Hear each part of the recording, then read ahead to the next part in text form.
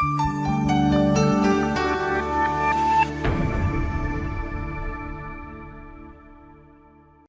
this is Charlie. Welcome to this week's video. So, 11 winners in a row. What happens next? Before I actually disclose that, if you don't currently subscribe to our channel, then do click at the end of this video. There should be a little subscribe Easy Trader icon will come up and it'll give you the opportunity to subscribe, or otherwise just hit it below somewhere on YouTube. I don't know these technical things. Anyway, so I'm going to tell you a story today, and this story dates back probably to about 2006, 2007, around circa that sort of time, maybe 2006. So it's quite a long time ago, and that's why I don't mind telling you these stories. And this was about a trader, we shall call him Dave, who had a strategy. So he had a strategy, and the strategy had some specific rules with it. So the strategy rules were you would take the trade, it was on the S&P or the Dow, S&P or the Dow. So it was a Dow or S&P strategy. And you would trade the trade each evening on a specific setup. So there were specific rules for this setup. But you wouldn't take it on a Friday. So a Friday was a no. So Friday, no. Don't take it on a Friday, because then that's going into weekends. And it would have, at the time, this is going back a long time, remember, it would only have a 30-point stop loss. So it would only have a 30-point stop loss, and it had something like around about a 60% win rate, this strategy. Okay, so it had about a 60% win rate, this strategy. So our trader Dave, I've not used his real name. I don't know if he's around anymore in the trading community, but anyway, I won't use his real name. This strategy's got a 60% win rate. Now, this is someone who was pretty new to trading. Now, you imagine you're pretty new to trading, you get taught a strategy. This is a strategy that we used to use. We didn't have a live trading room back in 2000, or maybe it was before 2006, may have been 2005, I don't know. But we didn't have a live trading room back then. We'd done a trading course for a load of traders at that point, and I taught a strategy, this strategy with all these specific rules.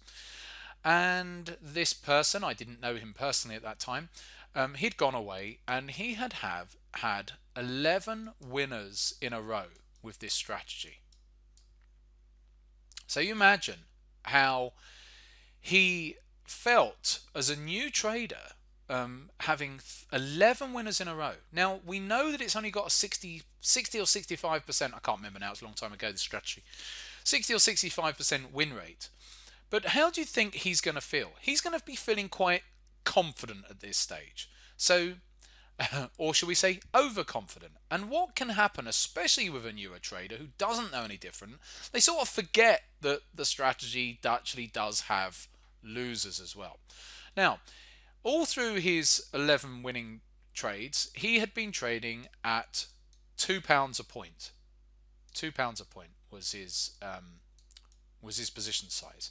And I always say, when it comes to trading, if any of you have seen National Geographic and watched air crash investigation at any stage, whenever they do these investigations into most airliner crashes, there's normally more than just one thing that's gone wrong. There's usually a sequence of events. And I liken Dave here and what happened to him as like a sequence of events to how it became what it became. Because he'd had his 11 winners in a row. He'd got OC, a bit of overconfidence going on. He had through all those 11 winners, been trading at £2 a point with a 30-point stop. And this is where it starts to go wrong. Because all of a sudden, on trade number 12, he decided, and we know this is because he contacted us to tell us everything that he'd done. He really messed up. So on trade number 12, he decided to increase his position size. Nothing wrong with that, you say? Exactly, you've got to increase your position size at some point. But he went from £2 a point to £20 a point. So he went it was a massive jump in position size. And then he took this trade on a Friday evening.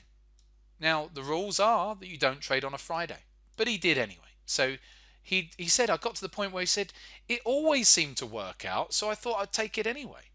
So he took it on a Friday. And then what happened was, when he took this trade at £20 a point, the market came down 30 points quite quickly.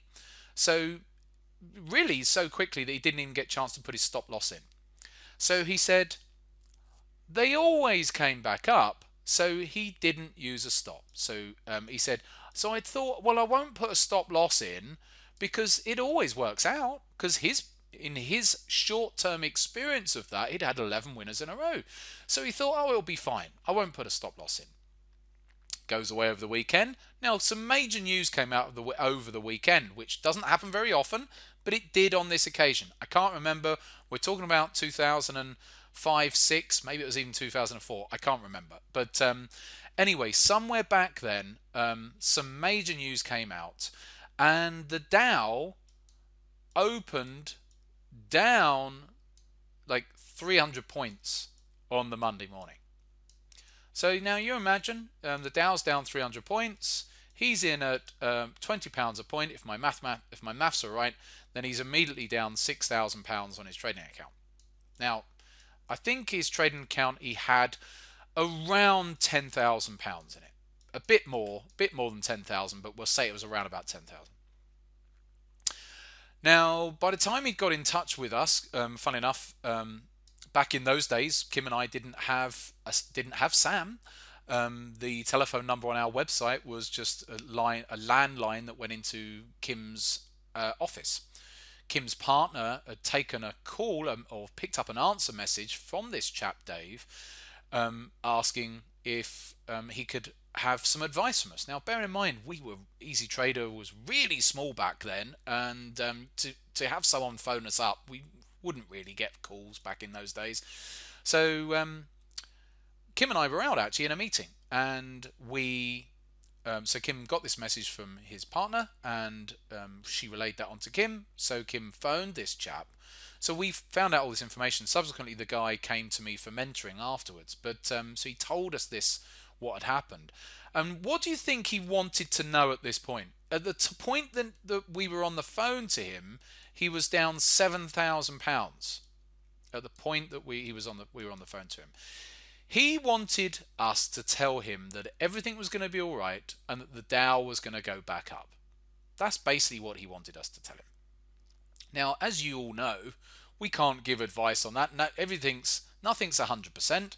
So if we'd have said yes, it's all going to be fine, then it might have not, and whatever. So our advice, which we always give advice, if you've made a mistake, you should close your trade. If you've made a mistake, you should close your trade. That's the general advice that we tend to advocate. Just cut your trade if you've made a mistake. So anyways, that was our advice. What did he actually do? He held on to the trade. What did he end up doing? He lost £10,000. So it wasn't the end of the world for him. He was an accountant. He had more money. But it's £10,000 is £10,000 to anyone that's a decent amount of money. So it was a really good example of how overconfidence, as a result of having a number of winners, made him ignore a number of rules, like not trading on a Friday, always using a stop, massively increasing his position size. And all of a sudden, that sequence of events played itself out perfectly for this, what would otherwise have just been a losing trade. But what did he do? It turned it into a car crash. So my advice to you this week is don't do car crashes. Stick to your rules. If you've got strategies, please stick to the rules of those strategies, because you're better off that way than our friend Dave from way back, whenever it was. And because you've only got to do a couple of little sly things, like not using a stop or something like that, abusing your rules, and all of a sudden it can be like a cascade of events that takes place, a crescendo. Anyway, I'll leave that with you. Take care for now, and I'll be back in touch most likely on Friday.